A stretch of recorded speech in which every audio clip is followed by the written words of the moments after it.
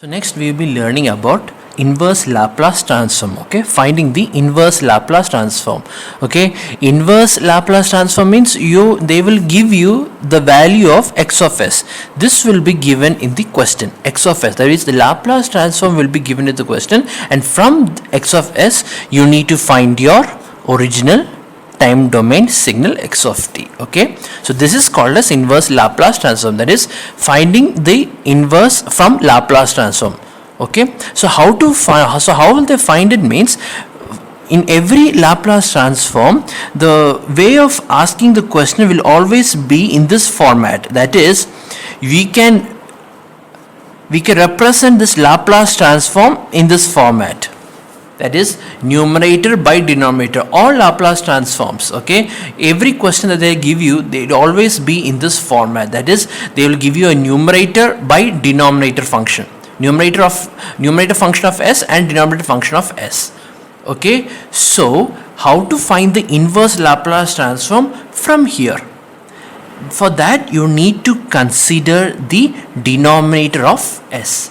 This is what you need to consider, the denominator of s. Depending on how the denominator of s looks like, you are going to find the value of x of t. Okay, you have already learned this in last semester, so we are just going to revise that again. Okay, so how do we do it is, the only method that you need to understand, the only method that we are going to apply here is the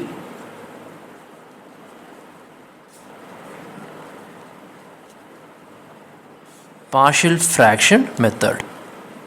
Okay, partial fraction method. So what is this partial fraction method?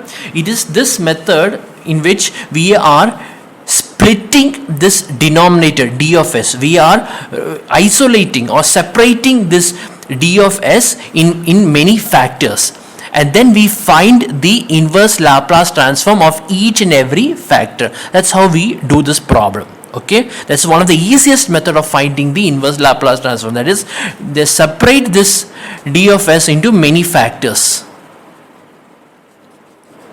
Okay, and how many factors, that depends on the denominator. Okay, so that means this d of s will be basically might be an equation or something. So what you're going to do is you're going to factorize that equation. Okay, you're going to make this into a many factors, or separate them into many poles, and then we are going to apply the Laplace transform to each and every pole.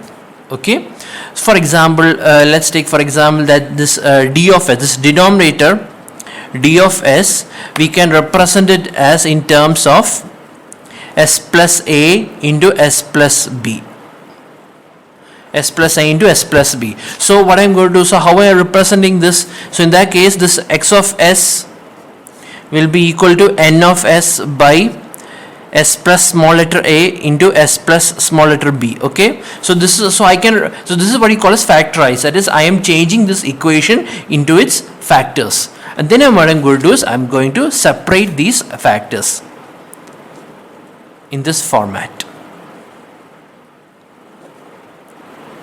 Okay, I separate these two factors, and then I apply my inverse Laplace transform to each and every factor. That's your final answer.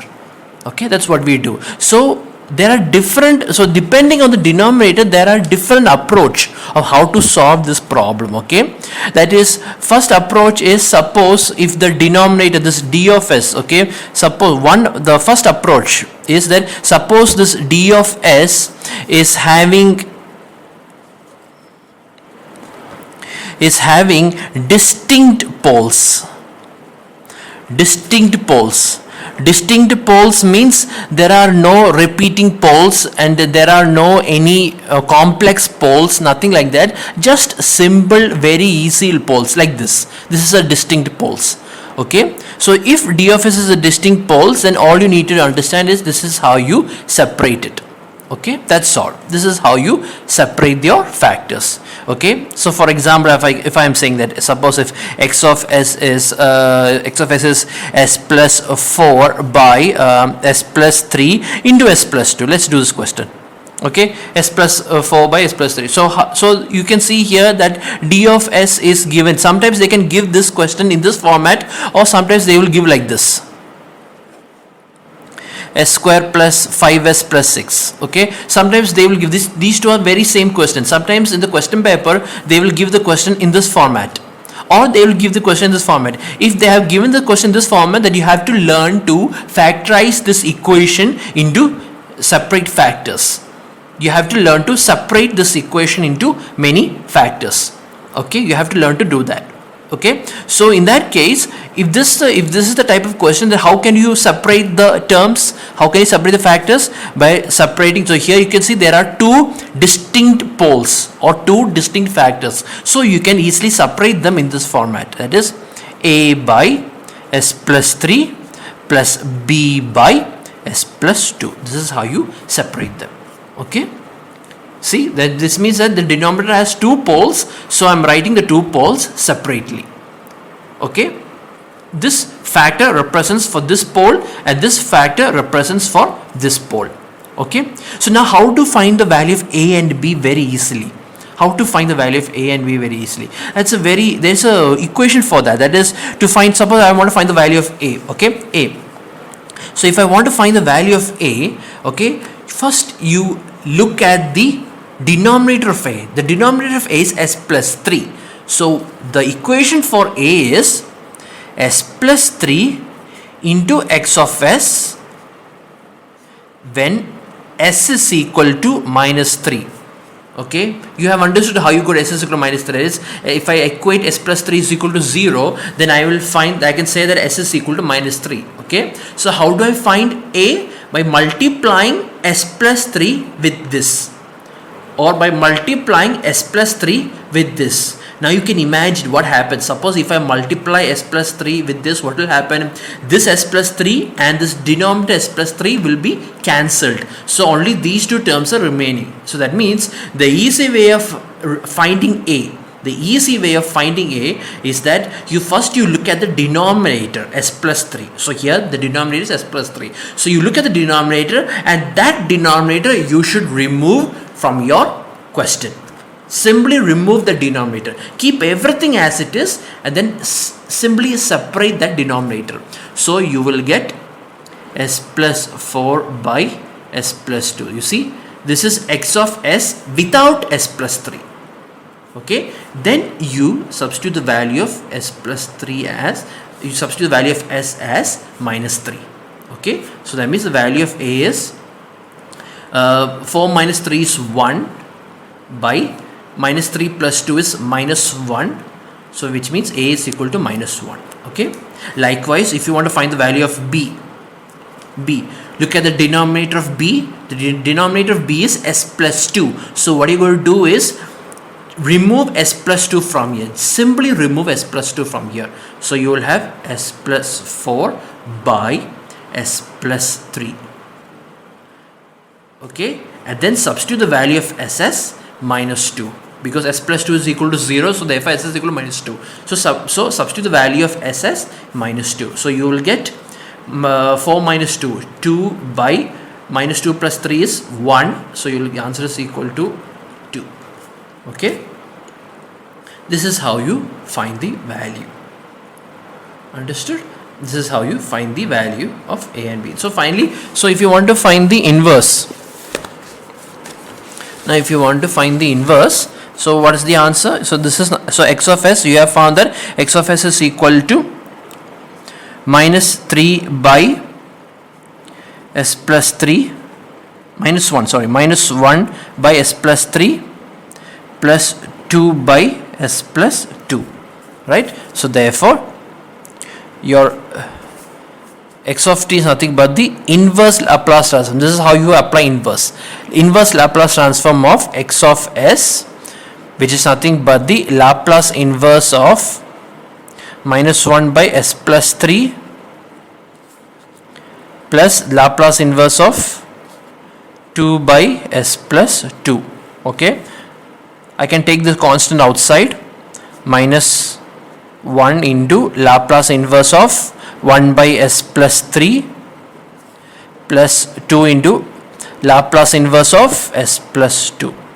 Sorry, Laplace inverse of 1 by s plus 2. Okay, so we know the Laplace inverse of 1 by s plus 3. e raised to minus 3t into u of t. Okay, plus, and you know the Laplace transform of 1 by s plus 2, that is 2 into e raised to minus 2t u of t. See, this is how you do the problems. This is a very simple question. Here the given fraction is a distinct poles. So this is first approach. Okay, the second approach is, suppose if your d of s is having multiple poles.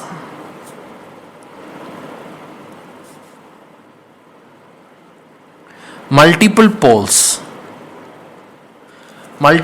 means multiple same poles. For example, okay, suppose if it will be somewhat given in this formula. For example, let x of s, okay, I'm going to change the question. It is s plus 4 by s plus 3 the whole square into s plus 2.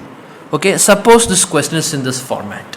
Okay, so in that case, you have to see this is called as multiple poles. See, means totally how many poles are there? There are 3 poles.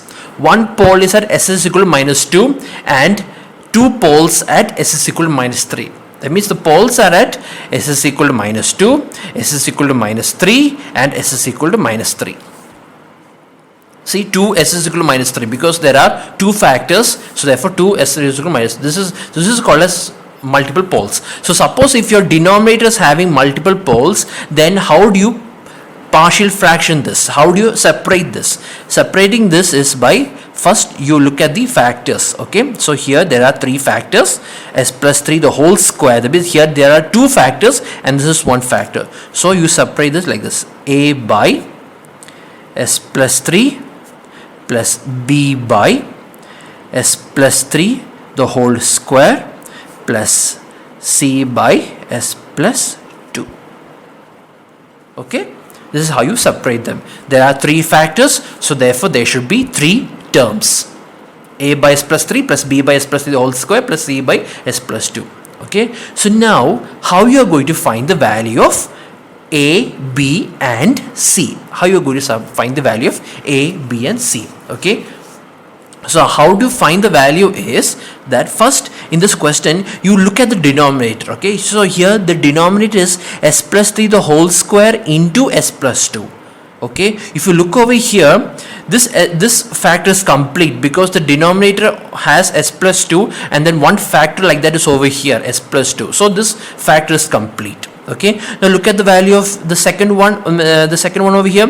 Here the denominator is s plus 3 the whole square. So it means this also the factor is complete because the denominator here is s plus 3 the whole square. So that means there's s plus 3 whole square over here. So these 2 factors are complete. Now look at the first factor, a by s plus 3. In this factor, this is incomplete. Incomplete means here you need s plus 3 the whole square, but only s plus 3 is over here. That means another s plus 3 is missing. Okay, so these 2 factors are complete, right?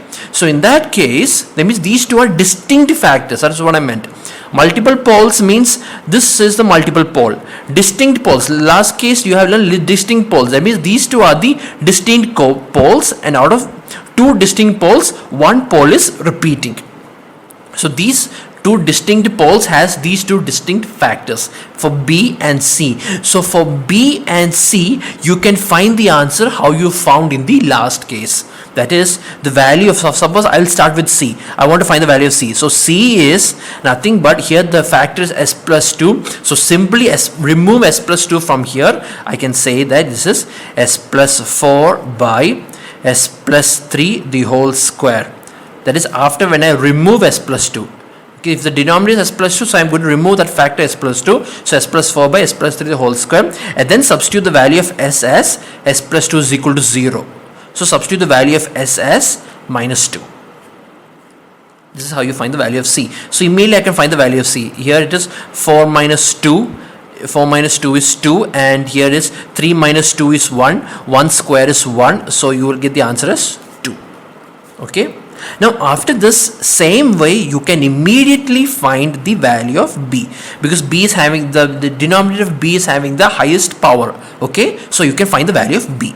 So how do you find the value of B? Simply remove the factor. Here the denominator is s plus 3 the whole square. So remove that factor, s plus 3 whole square. Remove that factor and take the remaining terms, s plus 4 by s plus 2. Then you substitute the value of s. Here s plus 3 is equal to 0, so s is equal to minus 3. So substitute the value of ss minus 3. So you will get the answer as, here 4 minus 3 is 1 and minus 3 plus 2 is minus 1. So 1 by minus 1 is minus 1. Okay, this is how you find the value of b. Now how to find the value of a? Okay, hey, you cannot apply this approach. Why? Because here s plus 3, even if I remove s plus 3, another s plus 3 is left behind. So I cannot apply this approach to find the value of a. Okay, but it's very easy. How to find the value of a is, here you can see that the denominator of a over here is 1. Here the denominator of b over here is 2. Okay, the denominator power of here is 2 and the power of the denominator of here is 1. Okay, so what you're going to do is simply differentiate this one time. Simply differentiate this one time. That is, the value of a is nothing but differentiating this one time and then substitute the value of ss minus 3. This is how you find the value of s, the shortcut method of finding the value of s. So which is nothing but, here this is u by v, so v into du, du is 1, right? This, if you differentiate, this is 1 minus u into dv, u is s plus 4 into dv, here dv is 1 by v square, that is s plus 2 the whole square. This is nothing but, here s and s is cancelled, 2 minus 4 is minus 2, so minus 2 by s plus 2 the whole square, minus 2 by s plus 2 the whole square. Now substitute the value s is equal to minus 3. Now substitute the value of s is equal to minus 3. Okay, substitute the value of s is equal to minus 3. What if I substitute, what will I get? Minus 2 by, here it is minus 3 plus 2. Minus 3 plus 2 is minus 1. Minus 1, the whole square is 1. So the answer is minus 2. See, this is how you find it. Okay, so when you are using multiple poles, if you are using multiple poles, how do you find it is that you separate that factors. Here, how many factors of s plus 3 are there? 2 factors. So separate them into 2 factors. Okay, in increasing order. So write them in the increasing order. Plus c by s plus 2.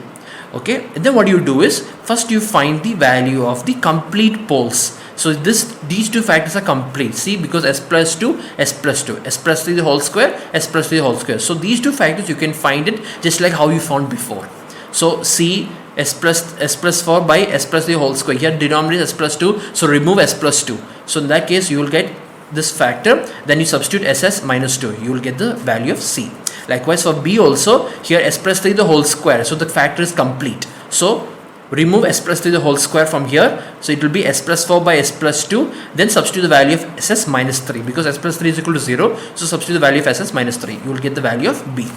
Then what do you have, when you are going to find the value of s, so when you are going to find the value of a, simply differentiate the equation for b. Understood? Differentiate the equation for b and then substitute the value of ss minus 3. That's all. Then you can find the value of a. Okay, this is how you do the problem. Okay, this is when denominator of s is having multiple poles. Okay, if it's having multiple poles. All right, so now another approach is when d of s is in this form, that is, how to write it in this form. Suppose d of s is in the form, this is the next approach, that is, if d of s is s square plus a square. Okay, suppose if this is the form, if d of s is in this form, s square plus a square, then how do you do this problem? Okay, this is also a very easy method. very easy method. Okay, that is, suppose let me write for example that x of s is equal to s plus 4 by s plus 4 the whole square.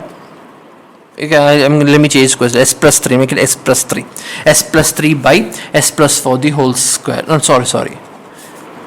S plus 3 by s square plus 4 square.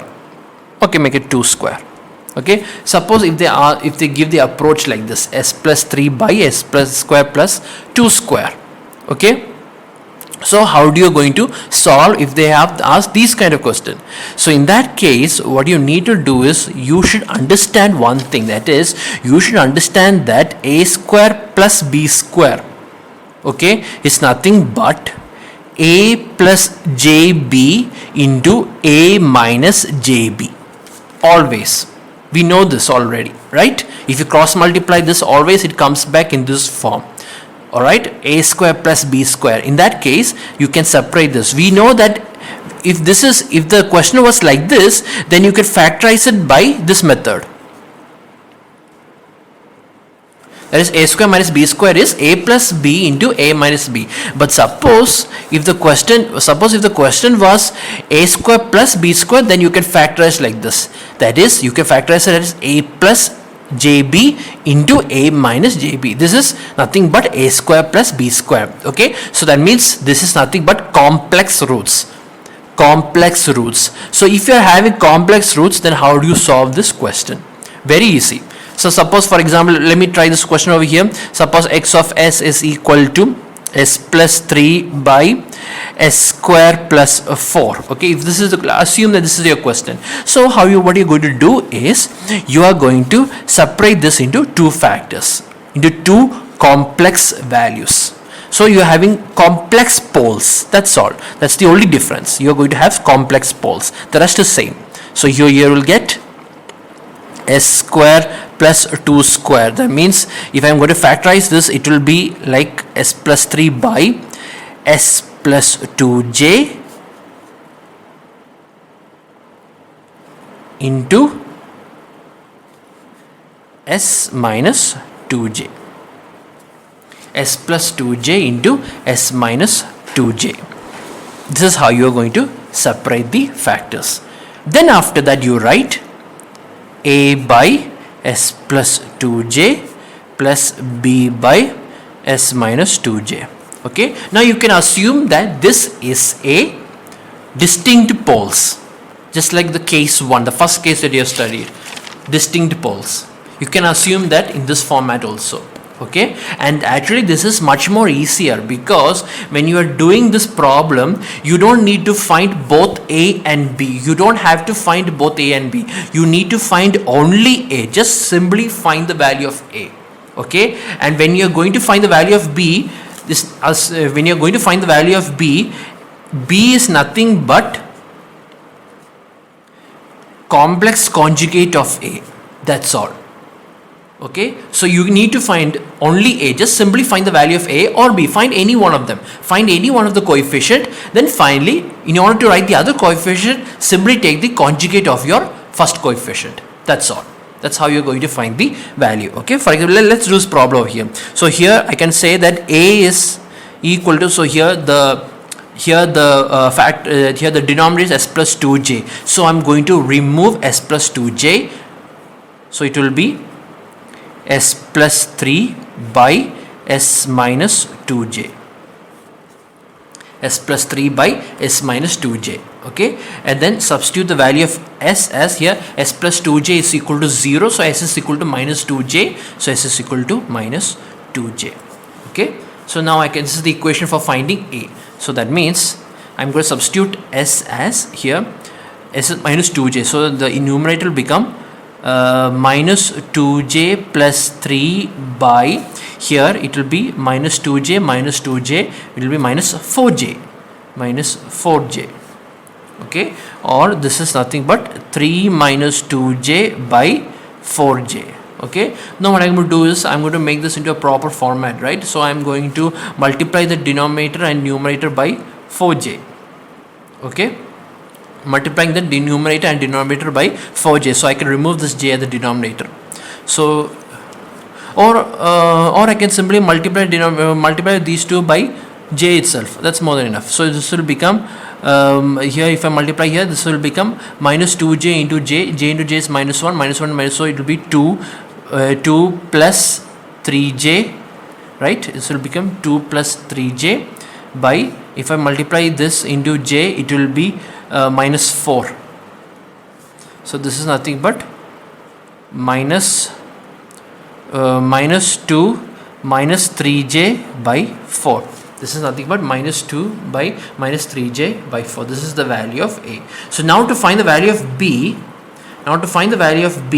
simply substitute the value of B as the conjugate of this. That's all. B is nothing but the conjugate of this. So that means B will be minus 2 plus 3j by 4. Okay. Then you can substitute the equation over here and find the inverse as usual. Okay. This is another approach. Now one more approach is there. Another approach is, suppose if it is given in a quadratic equation style. Suppose if d of s is in a quadratic equation style. That is what I meant is, suppose d of s is given in this format. For example, s square plus as plus b. Then how do you factorize this? Okay, so how do you find it? This is also very easy. In order to find the factorization, first you have to look at the equation very closely and then concentrate on the first two terms. Okay, for example, let me take an example. Suppose if I'm taking a question, s square plus 2s plus 10. Okay, let this be a d of s. Okay, let this be a d of s. Let the question be like this: x of s is equal to s plus 4 by s square plus 2s plus 10. Okay, so how you are going to find the factorization of this? How you are going to factorize this? This is nothing but a quantity equation, right? So you cannot factorize it into two separate factors simply by looking at it. No, you cannot do that. So what you're going to do is, you are going to separate this in another format. And how you can separate it is, simply look at the first two questions, the first two terms. Here it is given s square plus 2s. Okay, you need to familiarize with the equation, that is a plus b the whole square is a square plus 2ab plus b square. A square plus 2ab plus b square. So that's what I said. You need to look at the first two terms. Simply look at the first two terms. Okay, here it is 2s. Here you can see it is 2s. So s square plus 2s, right? So what I am going to do is, I know that s square plus 2s plus 1. I know this. S square plus 2s plus 1 is s plus 1 the whole square. Right? So I'm going to substitute this over here. So that means my denominator will become s plus 4 by s plus 1, or let me write it like this, that is s plus 4 by s square plus 2s plus 1 plus 9. Okay, I separated this 10 into 1 and 9.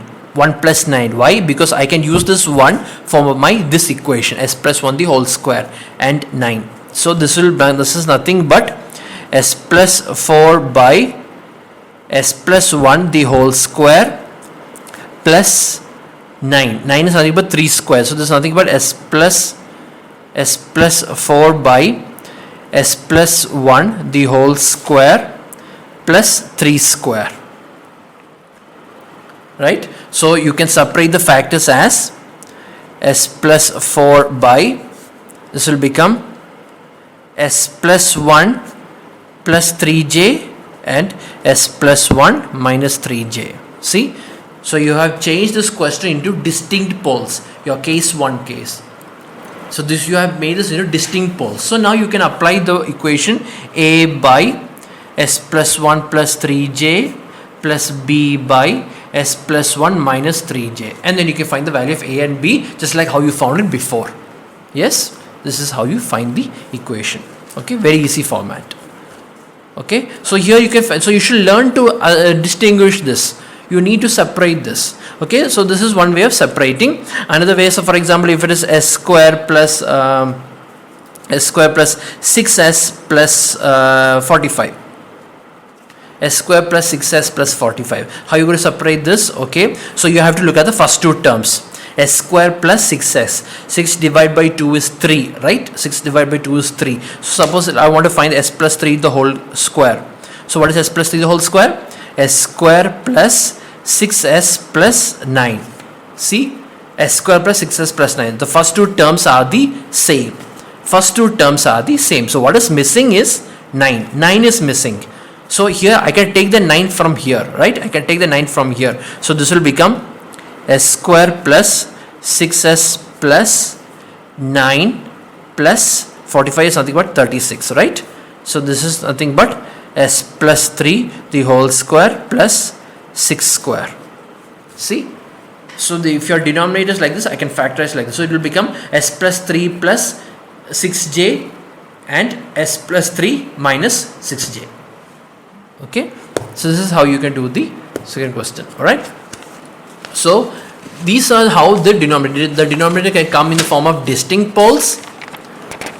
It can come in the form of distinct poles, or it can come in the form of multiple poles, or it can come in the form of complex poles. That is, you can separate this into two complex factors. So complex poles, or you can come in the form of a quadratic equation. That is also somewhat in a complex poles. You can separate them. This is how the different types of denominator ask. So which denominator? So looking at the denominator, you need to find the inverse. Okay. Now one more thing that you also need to understand. One of the most important thing that you need to understand is you need to find whether your given question is a right-sided signal or a left-sided signal. That is also a very important. This was not there in your last semester. That's the only difference between this semester and last semester. Last semester, you don't need to find whether it is right-sided poles or left-sided poles. You can simply assume that everything is right-sided poles. That's why you're multiplying it by u of t. Right? But if suppose they might give you the question such a way that that it is a left-sided pole, I'll tell you how you find out whether it is right-sided or left-sided. Okay. If you remember that shortcut video that I said before, that is when you are finding the Laplace transform, when you are going to find the Laplace transform of, suppose I'm going to find the Laplace transform of e raised to minus 80 into u of t. Okay, I want to find the Laplace transform of this. Okay, so here the Laplace transform of this is 1 by s plus a, 1 by s plus a. Okay, so this is the Laplace transform of this. So this is a right-sided signal. Right, this is a right-sided signal. Now I have also told you here right-sided signal means the real part of s is greater than minus a. That is why this is a real part of s. How do I know this is a right-sided signal? Because it is multiplied by u of t. Since it is multiplied by u of t, that is why my real part looks like this. Okay. In the same way, suppose I'm going to find, suppose if I want to find the Laplace transform of e raised to minus 80 into u of minus t.